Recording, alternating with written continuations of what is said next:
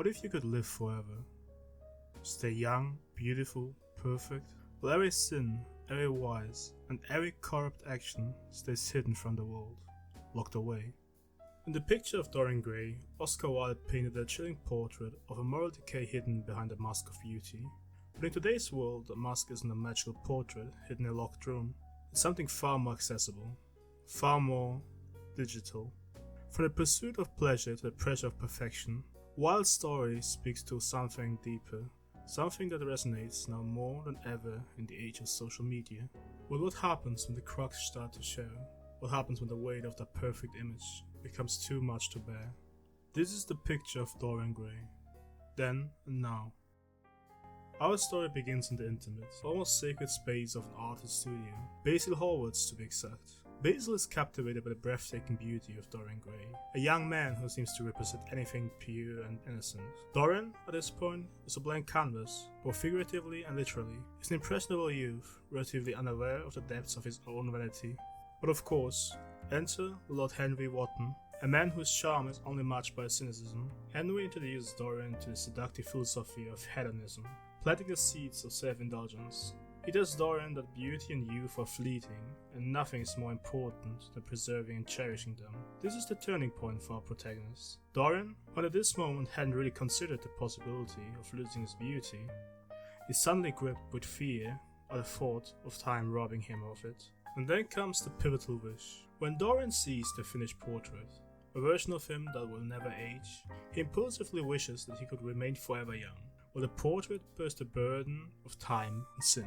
With Lord Henry's influence ever present, Dorian begins his descent into a life of indulgence. His decisions become increasingly shallow, driven solely by the pursuit of pleasure and beauty, which leads him to one of his first major mistakes: falling in love with Sybil Wayne. Sybil is a young actress, and in Dorian's eyes she embodies everything that is beautiful and romantic. But here's the twist: once she falls in love with Dorian, she can no longer act. Her genuine feelings of love make the fictional portrayals of love on stage seem hollow, causing her performance to falter. This ruins her in Dorian's eyes. He had loved her for her art, not for her person, and when she loses her acting ability, he coldly rejects her. Sybil's tragic suicide soon follows, marking a crucial turning point for Dorian. It's his first brush with real consequences, but instead of feeling deep remorse, he suppresses his guilt. And here's where the magic of the portrait begins to manifest. Dorian notices a subtle change in his likeness. It's grown crueler, colder, reflecting his inner corruption. From this point onwards, Dorian's life becomes a whirlwind of debauchery. He's no longer just dabbling in hedonism, he's fully immersed in it. Drugs, lust, manipulation, nothing is off limits. Yet no matter how corrupt or sinful his actions, Dorian's appearance remains untouched, youthful and perfect. While the portrait, his other self, grows uglier and more twisted with each passing vice. Wrinkles appear where there were none, and every new immoral act is etched onto the canvas. Dorian's once close relationship with Basil deteriorates. Basil, ever the optimist when it comes to Dorian's supposed goodness, is devastated when he finally sees the portrait. In this moment of confrontation, Dorian's rage reaches its peak. To protect his secret, he murders Basil in cold blood. Though outwardly unchanged, Dorian can't escape the psychological weight of his deeds.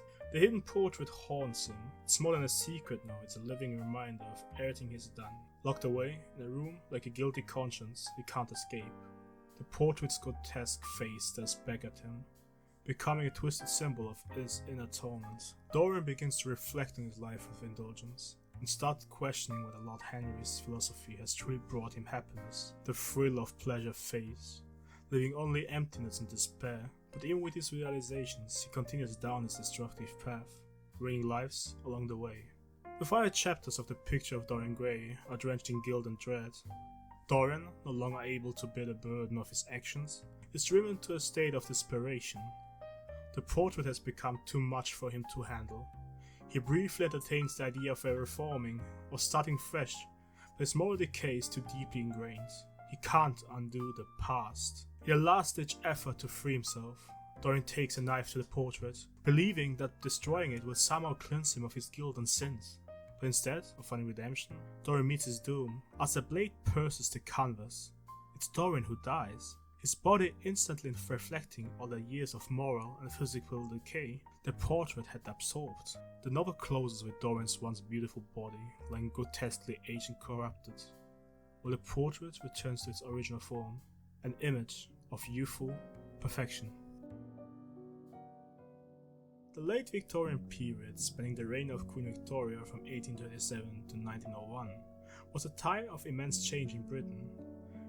Industrialization was booming, the British Empire was at its peak, and the middle class was on the rise. But alongside all this progress came a rigid set of moral and social expectations. Society was obsessed with propriety.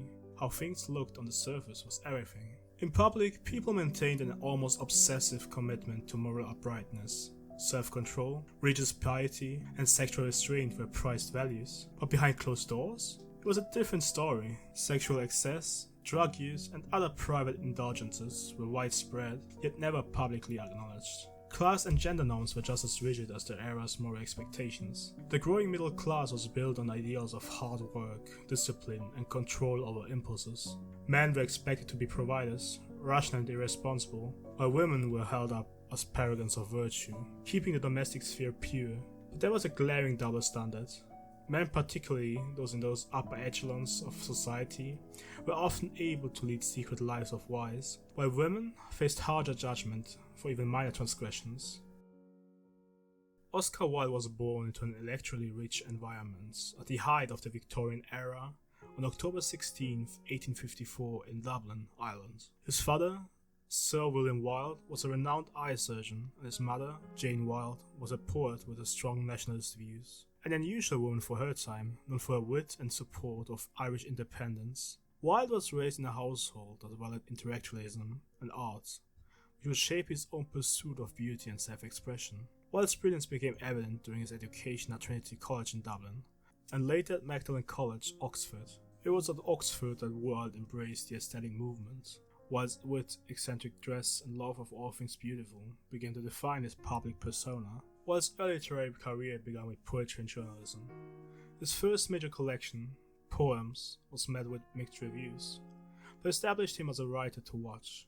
More than his poetry though, it was Wilde's lecture on aestheticism that brought him widespread recognition. Touring both England and America, Wilde became a cultural celebrity. Then, in 1890, Wilde published The Picture of Dorian Gray, his only novel and one that immediately caused a stir. The novel's themes of vanity, moral corruption, and the tension between public appearance and private vice struck a nerve in Victorian society. At the time, the novel was met with scandalized reviews, many critics decrying it as immoral. It was in the 1890s that Wilde reached the pinnacle of his career, not through novels but through plays. Between 1892 and 1895, Wilde produced a string of successful comedies that satirized the moral pretensions of Victorian elite. These included Lady Whitmer's Fan, A Woman of No Importance, An Ideal Husband, and his masterpiece, The Importance of Being Earnest. While Wilde was enjoying immense success professionally, his personal life was marked by increasing complexity and danger. In 1884, Wilde married Constance Lloyd. They had 2 children together. But Wilde's marriage would not last as he began to pursue relationships with younger men, the most famous of whom was Lord Alfred Douglas, known as Bosie. This relationship would prove to be Wilde's undoing. In Victorian England, homosexuality was illegal, and Wilde's relationship with Bosie brought him to conflict with Bosie's father, the Marquis of Queensberry. Queensberry, a belligerent and aggressive figure, publicly accused Wilde of being a homosexual, which led to one of the most infamous legal battles in British history. In 1895, Wilde made a fateful decision. He sued the Marquess of Queensberry for libel, but this trial backfired spectacularly. Evidence of Wilde's homosexual relationships was uncovered. Instead of clearing his name, Wilde was found himself arrested and charged with gross indecency and the La Bouchere Amendment, a law that specifically criminalized homosexual acts. Wilde's trial was a sensation. The courtroom drama revealed the intense social stigma around homosexuality and the lengths to which society would go to punish those who defied its norms. Wilde, once a toast of London's elite, was convicted and sentenced to 2 years of hard labor, a sentence that broke both his health and his spirits.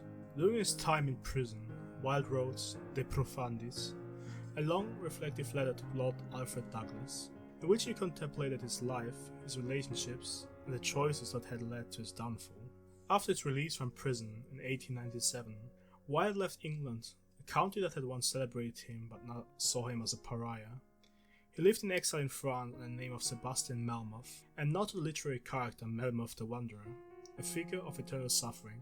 Wilde's health had been irreparably damaged by his time in prison, and he struggled to regain any sense of his former life. His final work, The Ballad of Reading Gaol, reflected on the brutality of the prison system and the psychological torment of imprisonment. It was a haunting, somber departure from the wit and levity of his earlier works.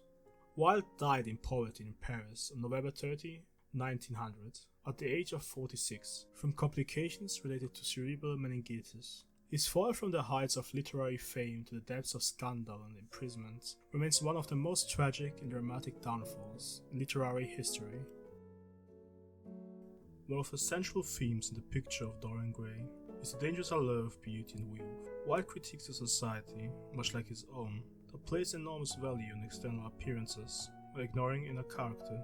Dorian Gray's tragic downfall begins when he becomes obsessed with his own physical beauty, to the point where his outward appearance becomes the most important aspect of his identity. When Dorian first sees his portrait, he realizes that the painting captures his youth and beauty, traits he fears losing with age. This fear drives him to make his fateful wish, rejecting the natural course of life and aging in favor of eternal youth. Dorian's wish to remain forever young is not just vanity, it's a rebellion against the human condition itself. In Wilde's portrayal, the desire to freeze time and preserve beauty at any cost is inherently self-destructive. As Dorian's outward appearance remains perfect, his portrait absorbs the physical signs of his sins, growing increasingly grotesque. The novel suggests that focusing solely on physical beauty is a dangerous distraction, preventing individuals from cultivating their moral and spiritual selves. This is a sharp critique of Victorian society, where appearances were paramount, and where people were often judged based on surface traits rather than the content of their character. As Dorian plunges further into a life of indulgence and excess, the portrait becomes a haunting reminder of his moral corruption. The supernatural element of the painting acts as a powerful symbol of the consequences of living solely for pleasure. Wilde uses the portrait to explore the idea that while external appearances can be deceiving, the truth of one's action and moral choices cannot be hidden forever. Wilde drives home this theme through Dorian's growing paranoia and guilt. Despite his outwardly unblemished appearance, Dorian feels the weight of his sins accumulating, and it's his psychological burden that ultimately leads to his downfall. Wilde's message is clear. No matter how hard one tries to escape the consequences of their actions, the damage done to one's soul cannot be outrun. Hedonism is a driving force in the picture of Dorian Gray, embodied by Lord Henry Wotton in his teachings, which shaped Dorian's descent into self-indulgence and moral decay. In its simplest form, hedonism is the philosophical belief that pleasure is the highest good, and Lord Henry champions this idea throughout the novel. Lord Henry's version of hedonism is unbridled and immoral. He advocates for the relentless pursuit of sensory experiences, urging Dorian to abandon conventional morality in favor of personal fulfillment. From the moment he meets Dorian, Lord Henry fills his head with provocative ideas, encouraging him to live for the moment and prioritize pleasure over ethics. One of his most famous lines, "The only way to get rid of temptation is to yield to it," sums up his philosophy. Don't fight your desires, embrace them. Henry's hedonism dismisses the value of restraint, moderation, consequence. He rejects societal norms and moral codes, claiming they are artificial constructs meant to control people, stifling their true potential. However, Wilde critiques this extreme version of hedonism by showing its destructive consequences through Dorian's eventual downfall. Dorian's wholehearted embrace of pleasure at the expense of morality leads into a hollow existence. Wilde demonstrates that living solely for pleasure leads to a life devoid of meaning, accountability, or true happiness. The hedonistic lifestyle, which seems liberating at first, ultimately becomes a trap for which Dorian cannot escape. Aestheticism, like hedonism, plays a significant role in the picture of Dorian Gray. The aesthetic movement, to which Wilde himself was closely aligned, placed art and beauty at the center of life, valuing the aesthetic experience over moral or utilitarian concerns. At the heart of his philosophy is the idea that art should be appreciated for its beauty alone, without needing to serve a moral or didactic purpose, a concept often summarized by the phrase, "art for art's sake." Dorian's transformation into an emblem of aestheticism begins with his fateful wish. In doing so, Dorian essentially turns himself into a living work of art, seeking to separate his life from the consequences of time, morality and responsibility. His life, much like a painting, is meant to be admired for its surface beauty, not scrutinized for deeper meaning or ethical considerations. Yet, Wilde does not simply glorify aestheticism, he also critiques it. While aesthetic movements sought to liberate art from moral constraints, Wilde shows that when applied to life, this philosophy can lead to a moral bankruptcy. Dorian's life, while outwardly beautiful, is hollow. His pursuit of aesthetic pleasure results in inner corruption. Friedrich Nietzsche was one of the most provocative philosophers of the 19th century, known for his sharp critiques of traditional morality, particularly those grounded in Christianity, and the social values of his time. He argued that conventional moral systems were designed to suppress individuality and greatness, favoring conformity over the pursuit of personal strength and creativity. In contrast, Nietzsche championed the idea of individuals rising above societal norms, creating their own values in a process he called transcending morality. At the heart of Nietzsche's philosophy is the concept of the Übermensch, or overman. The Übermensch represents a higher form of humanity, someone who rejects imposed moral constraints, overcomes their weaknesses, and creates new values based on inner strength and personal will. Importantly, the Übermensch is not merely amoral or indulgent, but seeks to affirm life through struggle, creativity, and personal growth. At first glance, Dorian Gray's hedonistic lifestyle, encouraged by Lord Henry, might seem to align with Nietzschean ideals.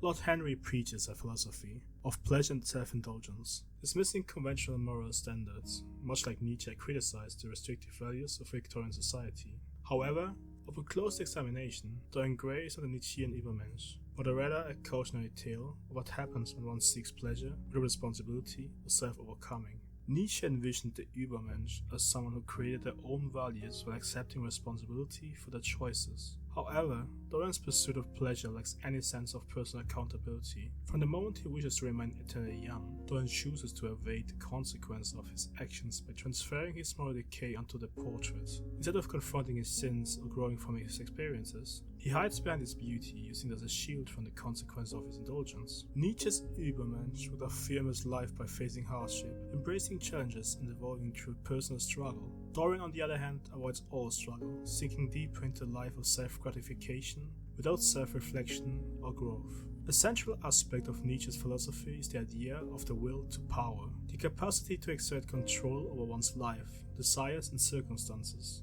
The Übermensch masters their impulses, directing them towards personal growth and the creation of new values. In contrast, Dorian becomes a slave to his desires. His pursuit of pleasure does not lead to fulfillment or empowerment, it drives him deeper into moral and psychological decay.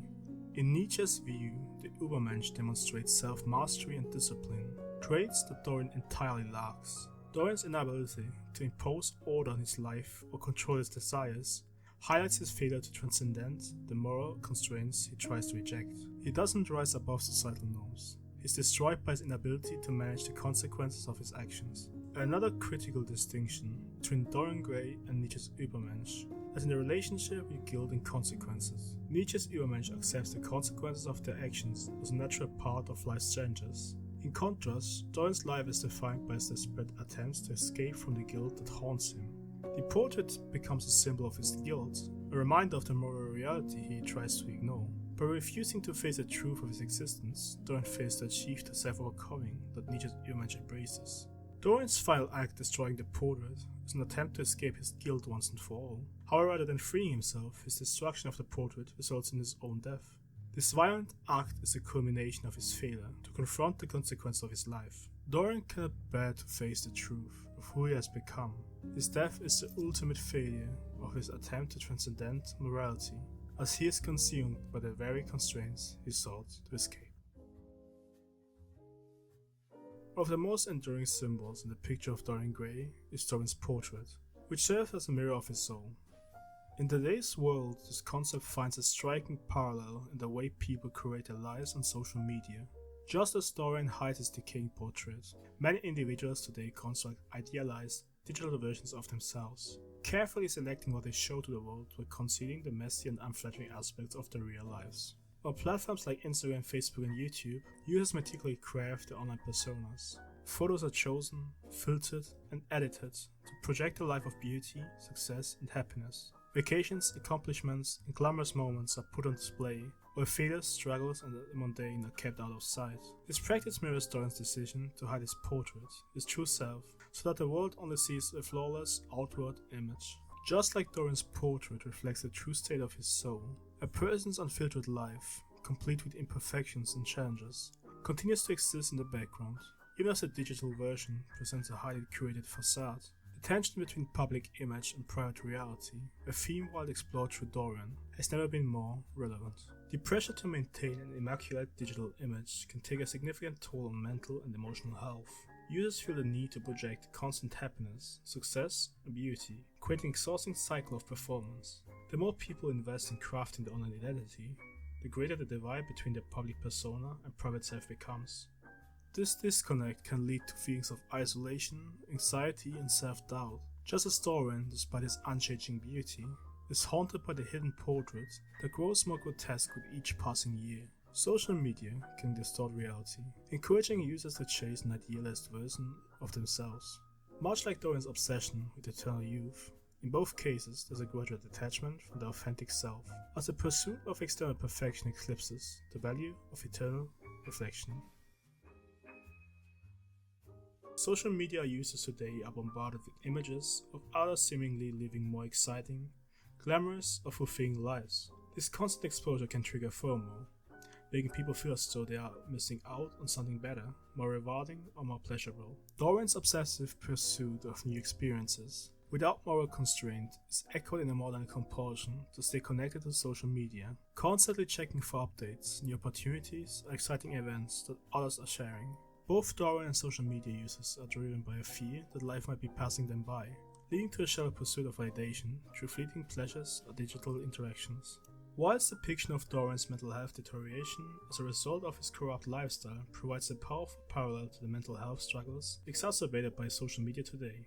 The pressures of creating a perfect image, coupled with a constant cycle of comparison and FOMO, can have serious psychological effects. Just as Dorian becomes consumed by paranoia, guilt, and self-loathing, modern social media users experience heightened levels of anxiety, depression, and dissatisfaction. Research has shown that excessive social media use often correlates with increased feelings of inadequacy, as people compare their lives to the idealized versions they see online. Social media can erode self-esteem, as users begin to equate their self-worth with the number of likes, comments, and follows they receive. This pursuit of validation echoes Dorian's dependence on his physical appearance to define a sense of self. Wilde's novel highlights the danger of prioritizing superficial markers of success over deeper, more meaningful values. In the digital age, the tendency to measure one's worth by online popularity rather than personal growth and integrity has become a modern reflection of Dorian's tragic downfall. In the end, no amount of beauty, approval, or online validation can protect us from the realities of who we are. The cracks in our perfectly crafted digital portraits will eventually show, and like Dorian, we have to ask ourselves, how far are we willing to go to maintain that illusion? Wilde's message still rings true in a world that prizes perfection above all else. The true beauty lies not in how the world sees us, but in how we face the world.